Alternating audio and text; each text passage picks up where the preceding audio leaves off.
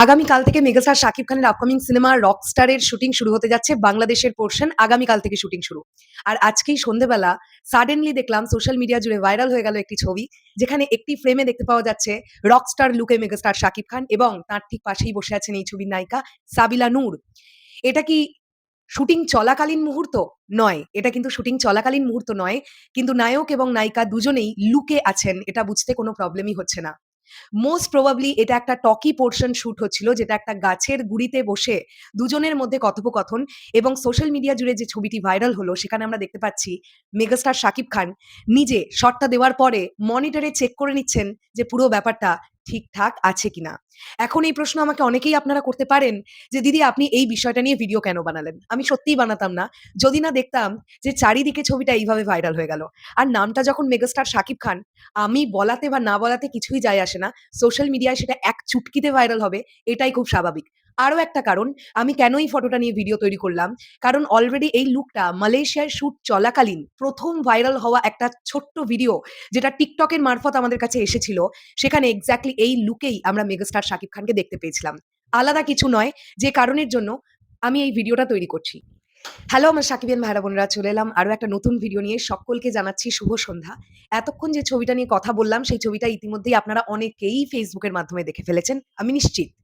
এখন বিষয়টা হচ্ছে, আমার সামহাউ এটা মনে হচ্ছে যে এটা রকস্টার টিমের একটা প্রমোশনাল প্যাটার্ন ও হতে পারে। কেন বলছি জানেন? এই সিনেমাতে যিনি সহকারী সিনেমাটোগ্রাফার হিসেবে আছেন, অর্থাৎ রনি ভাই, তিনি অলরেডি তার Facebook এ কভার ফটো হিসেবে এই ছবিটা পোস্ট করে দিয়েছেন। কাজেই এটা কিন্তু হওয়ার চান্সেস প্রচুর যে রকস্টার টিমের তরফ থেকে এইভাবেই একটা প্রমোশনাল প্ল্যানকে তারা বেছে নিয়েছে ছবিটাকে আলোচনার মধ্যে রাখার জন্য। এটা যদি হয়ে থাকে এটা কোনো প্রবলেমেটিক বিষয় না। কারণ আমরা দেখে খুব ক্যাজুয়ালি বুঝতে পারছি এটা মোস্ট প্রবাবলি কোনো একটা টকি পোরশন এর শুটিং হবার পরে এই ছবিটা ক্লিক করা। এবং ছবিটা আপনারা খুব মন দিয়ে দেখুন। কি মনে হচ্ছে? খুব দূর থেকে কোনো পাবলিক ক্লিক করেছে এই ছবিটা? একেবারেই নয়। ঝাঁ চকচকে একটি ক্লিক করা ছবি এবং যেটা টিমের তরফ থেকেই ক্লিক করা হয়েছে। আর যখন সহকারী সিনেমাটোগ্রাফার তিনি কভার ফটোতে এই ছবি পোস্ট করেই দিচ্ছেন, তাহলে এটা বুঝতে তো কোনো অসুবিধা থাকে না যে টিম এইভাবেই একটা প্রমোশনাল প্যাটার্ন হয়তো বেছে নিচ্ছে। সো এই ব্যাপারটা দুর্দান্ত লাগলো এবং মেগাস্টারকে অ্যাজ ইউজুয়াল দেখতে প্রচন্ড ভালো লাগছে। আমরা বেশ কয়েকটা ছবিতে মেগাস্টারকে একটু গ্যাংস্টার আবতারে দেখে ফেলেছি পরপর। আমার মনে হয় এই চরিত্রটা, মানে রকস্টার হয়ে যে মেগাস্টার শাকিব খান আমাদের কাছে আসছেন, এই চরিত্রটা দর্শকের মনে থেকে যাবে অনেকদিন। কারণ অনেকদিন পরে দর্শক কিন্তু মেগাস্টার শাকিব খানের চরিত্রটার মধ্যে ভিন্নতা খুঁজে পাবে। একটা ভিন্ন গল্প। তবে মেগাস্টার শাকিব খান এবং সাবিলা নূর দুজনকে পাশাপাশি বসে দেখতে কিন্তু বেশ ভালো লাগছে।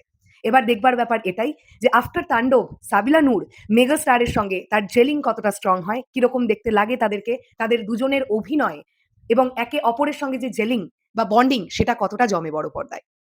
এই পুরো বিষয়টাকে নিয়ে আপনাদের কি বক্তব্য, অবশ্যই সেটা কমেন্ট সেকশনে জানাবেন। আর রকস্টার টিমের জন্য অনেক শুভকামনা, কারণ আগামীকাল থেকে বাংলাদেশের পোরশন স্টার্ট হতে যাচ্ছে। অবশ্যই অনেক, অনেক, অনেক শুভকামনা রইল রকস্টার টিমের জন্য। আর আমাদের প্রাণপ্রিয় মেগা স্টারের জন্য তো অবশ্যই। টাটা।